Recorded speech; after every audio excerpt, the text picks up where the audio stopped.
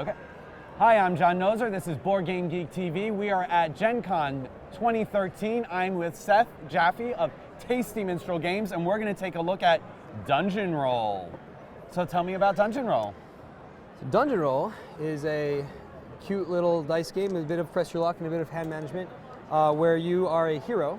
So we'll use the minstrel. There are a number of heroes you can be to choose from. And so let's say for this game that we're the minstrel. And you've heard that there is a dungeon full of untold treasures to be picked clean. And so you're here at the tavern to recruit a party of companions, one of which has fallen on the floor. And you recruit things like mages, fighters, clerics, thieves, champions, and scrolls to accompany you into the dungeon. So let's just pretend that's what I rolled. Okay. And so then what you do, so this is the beginning of your first delve. So you enter the dungeon in level 1. Because you're in level 1, you roll 1 dungeon die. You roll a dungeon die, and I found a monster. So the first phase of the turn is the monsters phase. There are 3 possible monsters. There's a goblin, and an ooze, and a skeleton. Ooh. And any companion, so these are companions, these are scrolls. Mm-hmm. Any companion can take care of any monster. And if you look at the character reference here, some companions are really good at defeating monsters, and they're color-coded. So if there were multiple goblins, for example, the fighter could defeat all 3 goblins all by himself, as can the champion, because the champion is good at everything. However, we only have 1 goblin, so that's okay. I will just spend any 1 companion, and I will put that companion into the graveyard, and the goblin is gone. Next is the poor wizard got eaten by the goblin? That is correct. Or if you prefer, he's exhausted from his tiring fight with the goblin. Okay, we'll go with the exhausted explanation. Sure. So he's resting in the back of the party, as a wizard might do. Those brave wizards. Next is the loot phase. During the loot phase, you have the opportunity to open chests if you rolled any, or drink potions if you rolled any. But we didn't, so move on.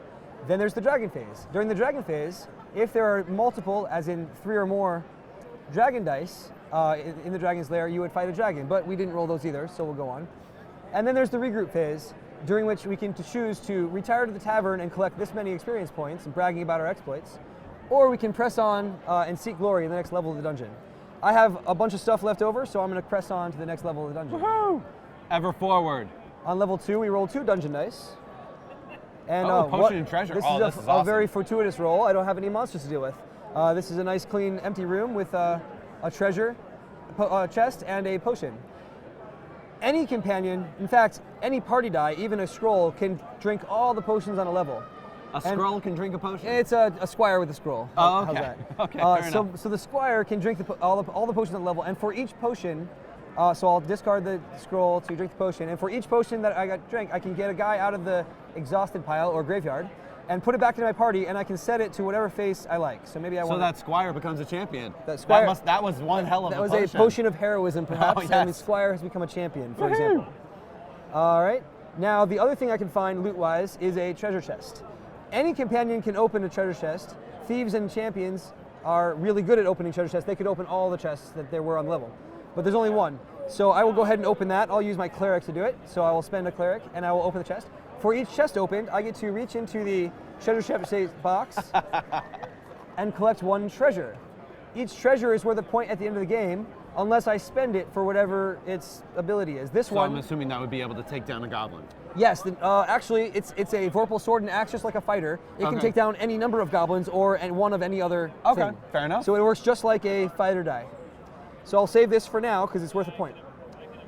There is no dragon, so I'll move on to level 3. And just for the sake of brevity, I will pretend I rolled a certain thing. Let's say I rolled 3 dragon dice. Oh my goodness. Dun, dun, dun. As soon as you roll a dragon face, it gets immediately locked in the dragon's lair.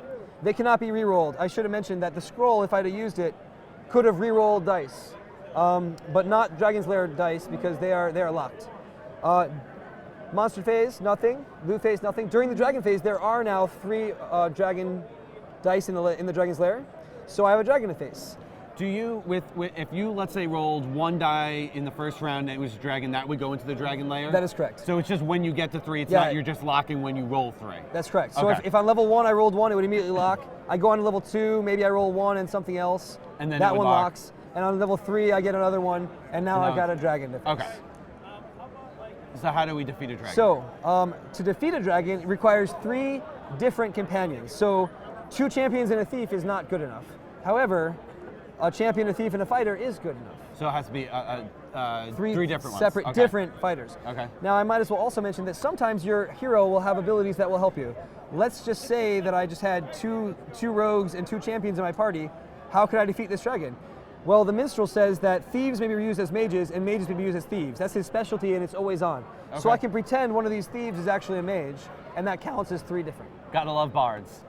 Yes. Whenever you defeat a dragon, you get 1 experience, and you get to loot the dragon's hoard and get another treasure. So I would get this for defeating the dragon, spending these 3 dice. However, there are other ways you can deal with dragons as well.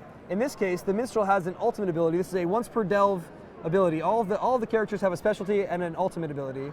And the minstrel's ability is a bard song. It says discard all dice from the dragon's lair. So I can use him to sing a song and sing the dragon to sleep, discarding the dice, and therefore no longer having a dragon to face. I'm not defeating the dragon, so I don't get any experience. You put it to sleep. But I put it to sleep, and I can continue on without having to flee the dungeon, and I preserve my party for the next level. Okay? So eventually, I'll have so few party dice left that I'll be afraid to go on to the next level because I might not make it. What happens if I roll multiple monsters and if I only have one companion and 2 different monsters, for example, I can't beat this level, I must flee, and if I flee, I get 0 points. Okay, 0 XP. 0 experience points. Okay. So I don't want to do that. So rather than risk that, I might retire so that I can get my this many points, which is 3. Woohoo. Plus we got 1 for killing the dragon. If you kill it, if you kill one, then you get 1 more as well. Hey, we killed that dragon. That dragon's dead, baby. That's right.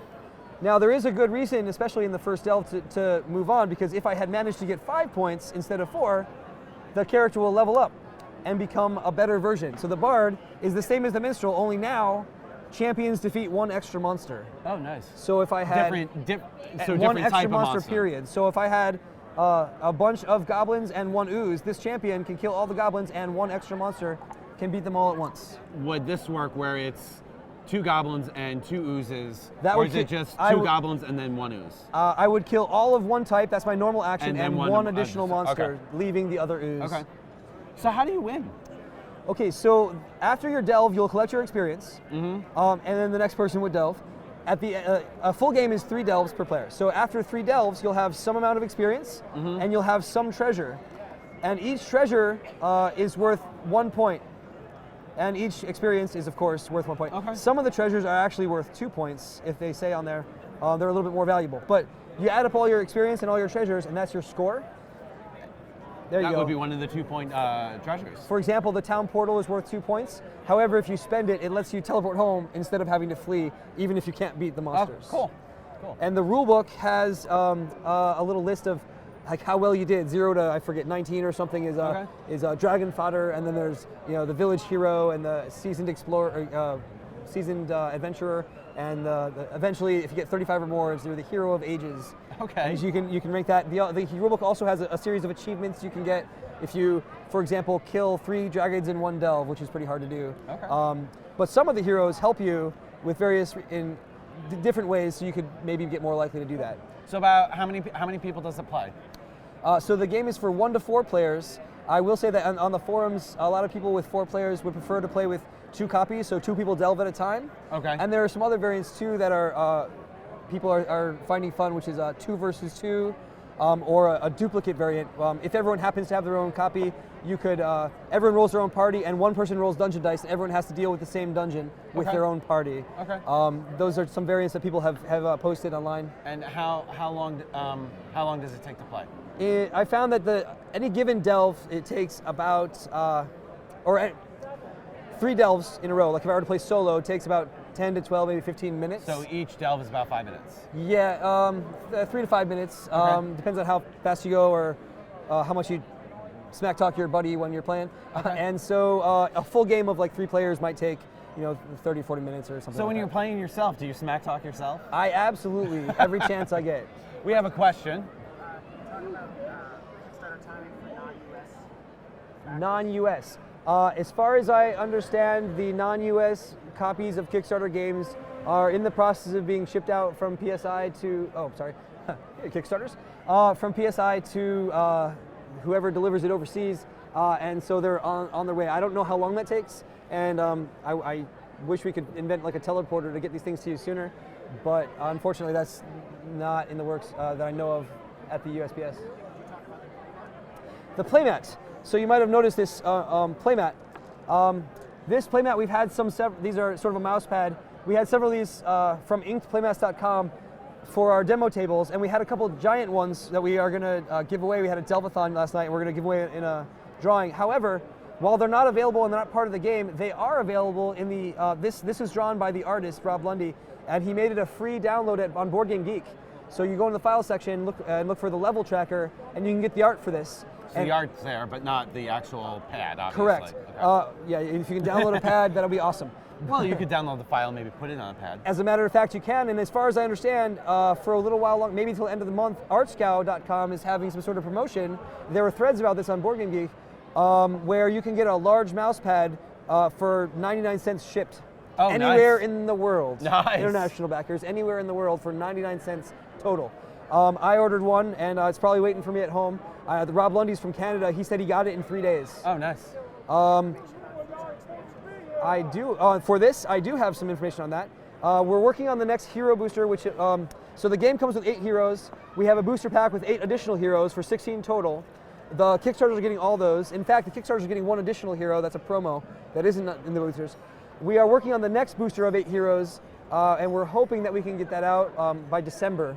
That's the plan, so we'll see if that happens. But we're excited about this new batch of heroes. I think they're going to be fun for people because they'll kind of maybe be a little more powerful. So they won't necessarily balance with these guys perfectly, but amongst themselves they will, and it'll be fun because you can get deeper into the dungeon. Cool. And next year, sorry? Yeah. Right. So this first half of the shipment arrived in time to get the Kickstarters out, and the rest of them we have here. The second half of the shipment is still en route, and I believe will arrive within the next couple of weeks and should hit stores sometime in the next, like in September. Were we in August right now? Yeah. So September. Mid-August. So I believe in September they should be in stores, if I've got the info right. And as far as expansion, so in addition to the next hero booster, we're working on an actual expansion, like a full expansion, not just more heroes, for sometime next year. That's the plan.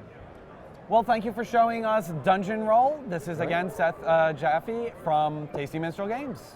Thank you.